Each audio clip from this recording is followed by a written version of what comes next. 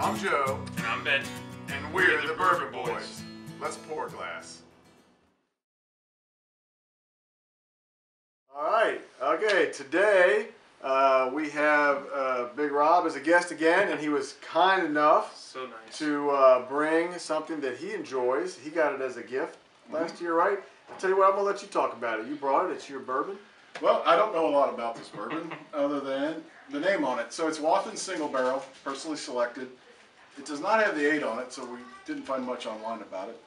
But my wife bought it for me for Christmas last year, and I really enjoyed it. I haven't drank a ton of it, but I decided to bring it and share.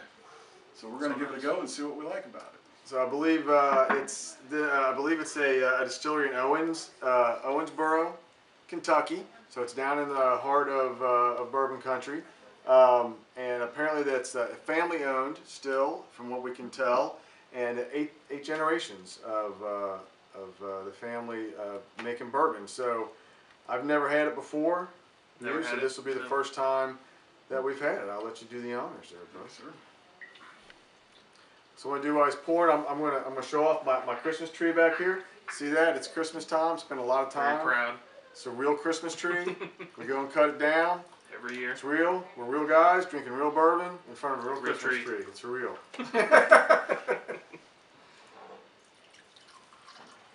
So here we go. So here's what we like to do is, especially on a brand new one, really all bourbon, I just Throw it around. you're nicking out my table, man.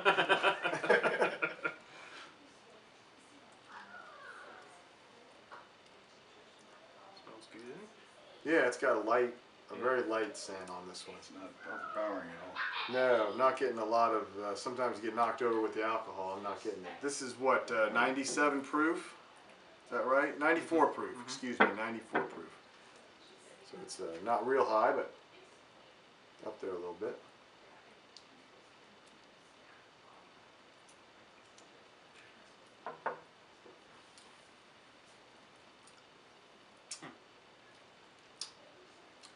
That's not bad. Not bad. Not bad. It's a little more alcohol taste than some of them. Yeah, Yeah. I agree with that. Yeah, that's Definitely kind of the taste first. that. That's kind of the first taste you get is the alcohol. Yeah. Definitely taste the oak. You know, it's Yeah. coming through strong. Why do you think you taste oak in that, Oh man? gosh, I don't know. I don't know. Could be something about a barrel. Maybe. I'm not sure. Maybe they're aged in oak barrels, possibly. Is it? Maybe. Is all bourbon kind of oaky? Yeah. Should be at least. Hopefully. That's a pro tip. If your bourbon doesn't taste like oak, then It's- don't drink it. Might not be bourbon. Put a couple Good. cubes in there and see how it opens It's not up. bad, yeah. I got 4. All right. I'm gonna take one here, see what happens. Give that a minute. It's the nice thing about the ice. Now I like, you can water your bourbon, as a lot of people know, and it can open up a lot of flavors. I prefer to put a little bit of ice in it. We were talking off camera here a minute ago that Rob also enjoys his bourbon chilled. And we were talking about why that is, and I'm not sure, but I prefer it a little bit chilled too. Some people like to warm it up a little bit with their hands or such, and they feel like they get more flavor out of it. I like the coolness to it. I will drink it room temperature, but I like it just chilled a little bit. Yeah. I think that helps it a little bit. That takes a little That bit ice- of the Took a lot of that alcohol a lot of taste the out of it. alcohol out of it. Yeah, and Opened up a lot of just flavors. airing it for a little bit maybe helps take a little bit of that alcohol out. But I think I like it chilled. I think I enjoy the contrast between the coolness on your lips and the heat of the bourbon. So I'm not sure if that's what it is, but I certainly enjoy it just a little bit chilled. I think it's pretty good. Pretty good thought. Nice contrast. That's the way I enjoy it. What's the best way to drink bourbon, Ben? Any way you want to. The way you like it. That is the damn truth. Yep. So that's the way I like it, but you pick it out however you want.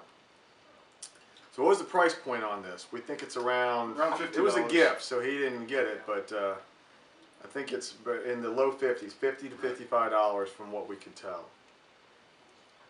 The water opened up the smell quite a bit in it. Yeah. Yeah, it did. Mm-hmm. Yeah, it's weird. Sometimes you put a little water in it or a little bit of ice, and it really opens up a lot more flavors, a lot more scents. Other times it mutes them. Yeah. So That's to me, this one really opened up with the ice. I'm not getting all the alcohol taste anymore. It's a lot more of the flavors from it. all right. I'll tell you what. We're going to finish this off, and we'll come back with our final thoughts here in just a minute. All right, we're back. Welcome back. As you can see, once again, we finished our glasses, and this was again an easy finish. Pretty good. So, Yep. I think Rob said it before that this bourbon really opened up more with a little bit of ice in it, or a little bit of water in it. I added a little bit more to mine as we were drinking. I think he added a little bit more. It really did open it up more, and the flavor was better. Yes.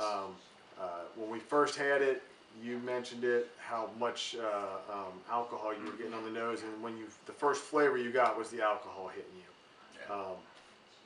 Which it wasn't overpowering, but that was the prominent. Yeah. That was the prominent one when you said. Yeah, first thing you taste. Definitely. But added a little bit of ice to it and let it air out just a little bit, and it really opened up the other flavors in it, and you got a much nicer drink, a much nicer experience with it. The finish was, I would say, medium on Yeah, it. it didn't last. Yeah, it didn't last as Too long. Yeah. So, I mean, where would you put this at? I think it's a little overpriced. I'd say it would be a good $30, $35 bottle. 50, I think, is a little much for it. It wouldn't be my number one on the shelf, but it would definitely be on my shelf somewhere. Just make sure to put a little ice with it and enjoy it. Yeah, man. Yeah, I agree. You gotta. I think and there may be someone out there who likes it, straight up. But I think really putting that ice in there, cooling it down a little bit, putting some water in it. It's definitely a good bourbon. A little overpriced, I think that's a good way to put it. But yeah, good. Not bad to have on the shelf. Yeah, I agree. At $50, there's better. I think there's better options out there than this one. Ones that I would rather drink. But this was tasty. It wasn't bad at all. Bad flavor. And I gotta say, it's pretty neat that this is a smaller distillery. It's not it's not owned or operated by one of the three big ones, Brown-Forman, the Buffalo Trace. It's not a Jim Beam. It's not really owned and operated by them. This is a small, more independent company, 8 generations. To have this business going for 8 generations, that's kind of cool. That's neat. That's a nice backstory. This is neat to have on the shelf, but it's not one that I'd be going out and buying all the time. It's $50. It's a little overpriced, but I think that's kind of the norm for a smaller distillery. They have their profit margins are a little tighter, and it's a little harder for them to keep going. They don't have the wide distribution or the name recognition that a lot of them do. But if you see this, it's tasty. I'm going to give it. This is a decent bourbon. It's a good bourbon. It's not a great bourbon. It's a good bourbon, I would say. And the value, I would only give it maybe a 3. It's 2 or 3. It's not great. It's worth it. It's worth getting once and having as a something to add to your collection, or something a little different. But it is. I don't know that I would make this a regular purchase. Would you? Yeah, it's not a daily drinker by many means, but it's a break from the norm for a lot of them. It's a little different. Yeah. So I would give this like overall right in the middle of the road. It's a novelty. It's interesting. It's a little different, but it's just not something that I'd make a staple, and not something that I would go out of my way for. I don't even know. I don't know if I've seen this on the shelf anywhere. His wife purchased as a gift for him last Christmas, and at a place that is known for its huge variety, and it's Jungle Jim's here in Cincinnati, and they are known for not just bourbons but wines and foods from all over the world, and just a huge variety. That's what they make their mark on. If you want something out of the ordinary and different, you go to Jungle Jim's. So just don't go on a Saturday morning. You'll be But it's an interesting place. If you're in Cincinnati, a little north of Cincinnati in Fairfield, swing by Jungle Jim's. It is a crazy place. But anyway, that's what we got. Again, thanks for tuning in. If you like what you see here, please subscribe. We're going to be doing more of these. And again, if we get lucky and we get a rare bourbon, we'll bring that out there. But most of everything we're going to be doing is going to be stuff you can buy and you can find out there and is available on the shelf.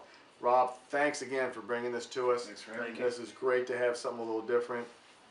And like I said, hit that subscribe button, hit a like button, and check us out on YouTube and Instagram. Yep. And hope you tune in again. Thank you, guys. We'll see you.